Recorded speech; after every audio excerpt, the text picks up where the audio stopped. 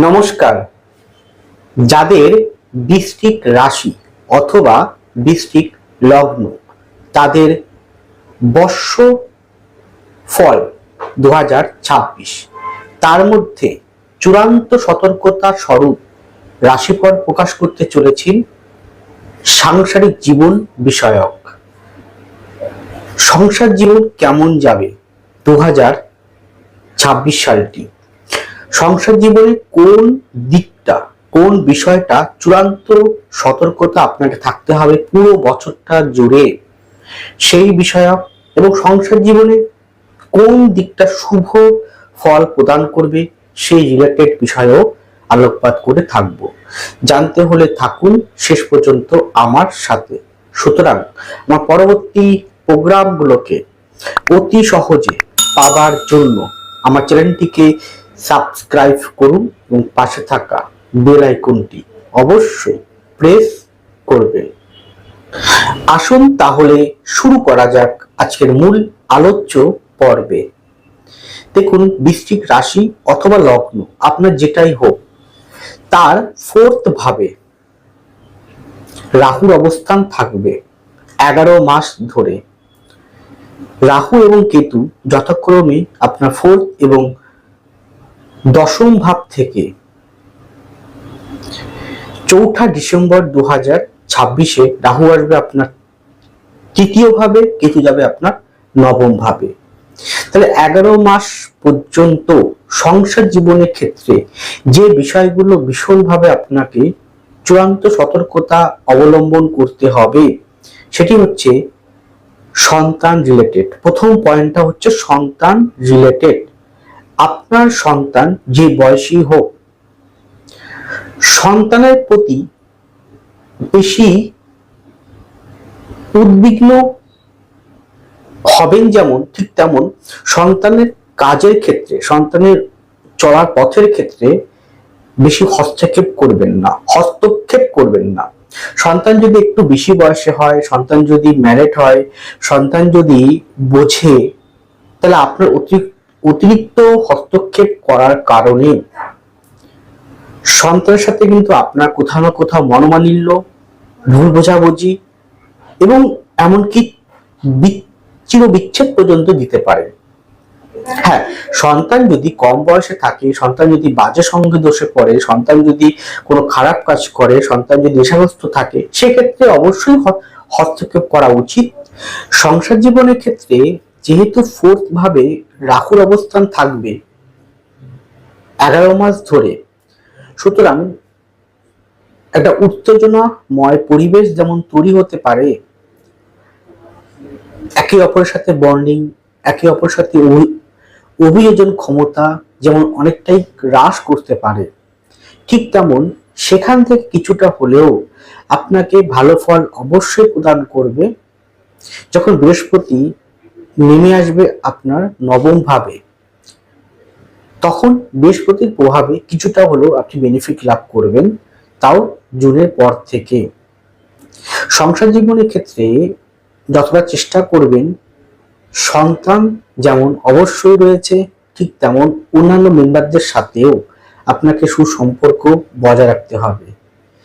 যদি সুসম্পর্ক বজায় রাখতে না পারেন, তাহলে কিন্তু চূড়ান্ত সতর্কতা অবলম্বন করতে হবে আগামী 26 সালটি সংসার জীবনের ক্ষেত্রে।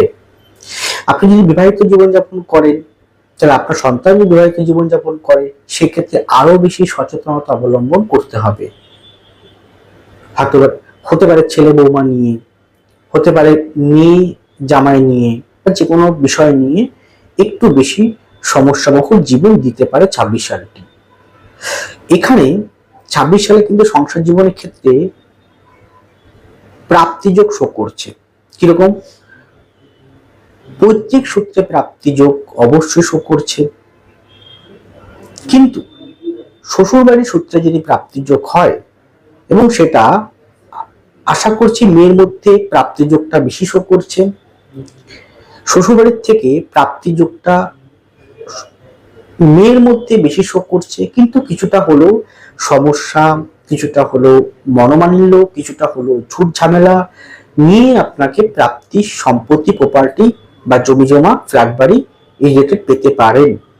কিন্তু তারপরে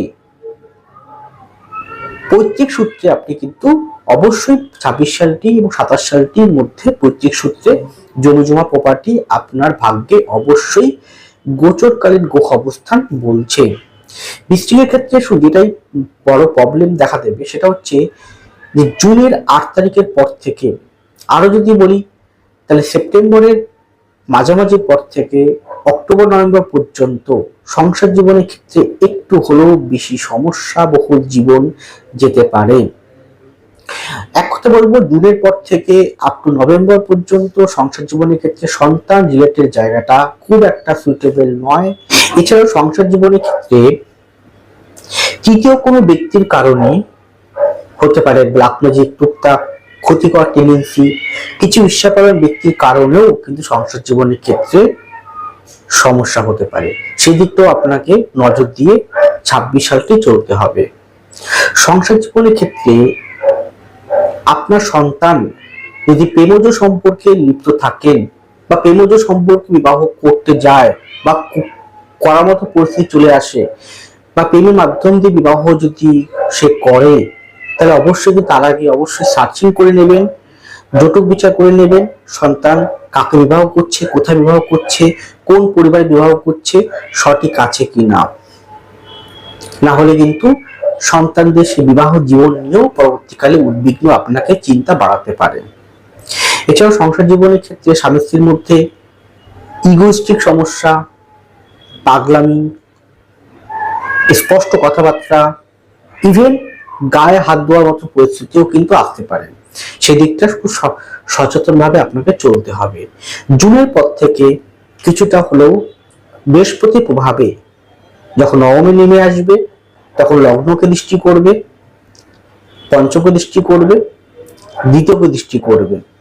তো আইনি সমস্যা যারা রয়েছেন, আইনি জটিলতায় রয়েছেন, কোর্ট কেছারি বা কোর্ট মামলা মোকদ্দমা রয়েছেন, তাদের ক্ষেত্রে কিছুটা হলেও বেনিফিটকারী ভূমিকা গ্রহণ করবে। সেক্ষেত্রে দেখতে হবে বৃহস্পতি পুষ্টি হরস্কোপের হাতে কেমন রয়েছে এবং জন্মকুণ্ডলীর দশা, অন্তর্দশা, মহাদশা, প্রথম দশা আপনার সেই সময় কেমন চলছে। এছাড়াও যদি আপনারা স্বামী স্ত্রী মিলে হোক, সন্তান সন্ততি মিলে হোক ঘুরতে যান, ভ্রমণ করতে যান, তাহলে সেপ্টেম্বর থেকে অক্টোবর এই টাইমটা খুব সাবধানে আপনারা ভ্রমণ করবেন। সংসার জীবন ক্ষেত্রে মূল বিষয়টা হচ্ছে সন্তান রিলেটেড সমস্যা কিন্তু বেশি পরিমাণে শো করছে। আর অন্যান্য ভাগগুলো যেমন কর্মজীবন, অর্থনৈতিক জীবন, মন মানসিক শরীর স্বাস্থ্য নিয়ে পরবর্তী ভিডিওতে আমি আসতে চলেছি। ভালো থাকুন। নমস্কার। জয় মা তারা।